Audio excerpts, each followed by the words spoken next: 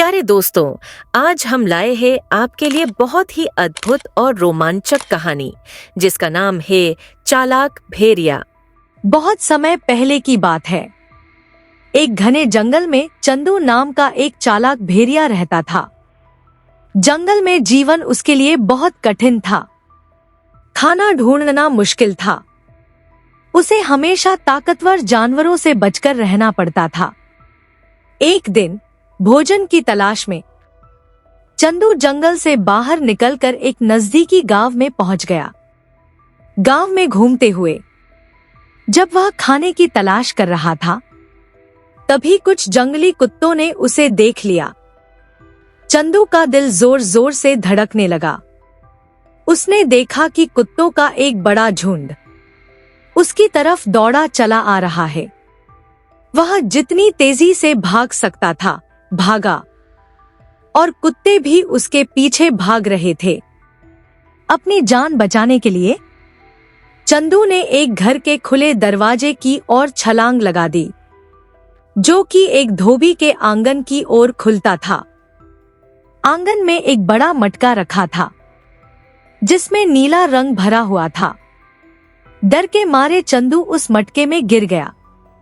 जंगली कुत्तों को भेड़िया कहीं नहीं दिखा। जंगली कुत्ते उसे थोड़ी देर तक सूंघते रहे, ढूंढते रहे, फिर वे सभी वहां से चले गए। चंदू अब नीले रंग में पूरी तरह से भीग चुका था और पूरा नीला दिखने लगा था। वह धीरे धीरे मटके से बाहर निकला। जब उसने पानी में अपनी परछाई देखी तो वह दंग रह गया। अब वह भूरे रंग का नहीं, बल्कि चमकीले नीले रंग का हो गया था। उसने ऐसा प्राणी कभी नहीं देखा था। उसे समझ आ गया कि कुत्ते अज्ञात जानवर को देखकर भाग गए थे। चंदू का दिमाग तेजी से चलने लगा। उसने सोचा कि क्यों ना इस घटना का फायदा उठाया जाए। वह गर्व से वापस जंगल में चला गया, जहां सभी जानवर उसे देखकर आश्चर्यचकित हो गए। उन्होंने कभी भी ऐसा अजीब और अद्वितीय प्राणी नहीं देखा था। शेर, बाघ, हाथी और यहाँ तक कि चालाक लोमड़िया भी उसे देखकर हक्का बक्का रह गए। चंदू ने उनके आश्चर्य को देखकर मौके का फायदा उठाया। गहरे, प्रभावशाली स्वर में उसने घोषणा की, मैं देवताओं द्वारा इस जंगल का राजा बनने के लिए भेजा गया हूँ। उन्होंने मुझे इस अद्वितीय रंग का आशीर्वाद दिया है ताकि मेरी दिव्यता स्पष्ट हो सके। अब से मैं तुम्हारा शासक हूँ और तुम सब मेरी आज्ञा का पालन करोगे। जानवर, जो इस अजीब और दिव्य प्राणी से डर गए थे, तुरंत सहमत हो गए। शेरों ने सिर झुका लिया, हाथियों ने जोर से सलामी दी, और यहाँ तक कि ताकतवर बाघों ने भी चंदू को राजा के रूप स्वीकार कर लिया। राजा की तरह जीवन चंदू के लिए बहुत ही सुखद और मीठा एहसास था। उसे हर दिन सबसे स्वादिष्ट भोजन दिया जाता था और सभी जानवर उसकी वफादारी से सेवा करते थे। लेकिन जैसे जैसे समय बीतता गया, चंदू घमंडी हो गया।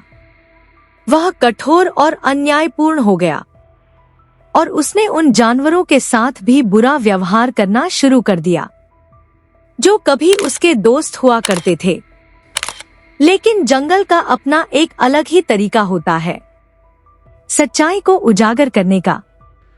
एक दिन शाम को, जब सभी जानवर एकत्र होकर गा रहे थे और कहानियां सुना रहे थे, वे मिलकर आवाज करने लगे।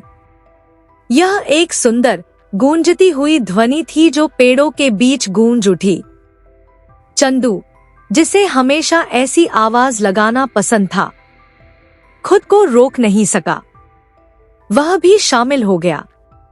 वह भूल गया कि उसकी आवाज भी सामान्य भेड़िए की तरह ही है, और वह भी जोर जोर से आवाज लगाने लगा। अन्य जानवर चौंक गए।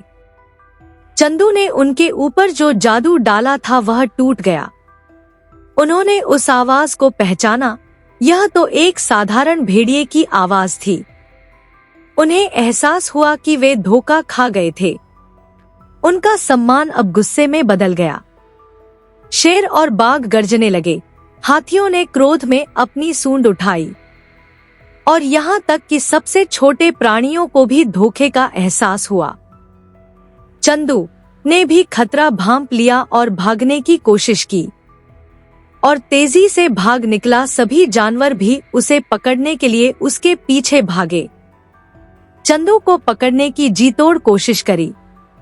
अंततः चंदू जंगल से भागकर कहीं दूर चला गया और फिर कभी वापस नहीं लौटा।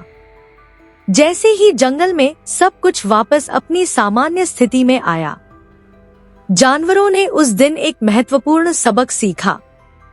बाहरी रूप पर विश्वास नहीं करना चाहिए और न ही डर और भ्रम के कारण अपनी बुद्धि को खो देना चाहिए।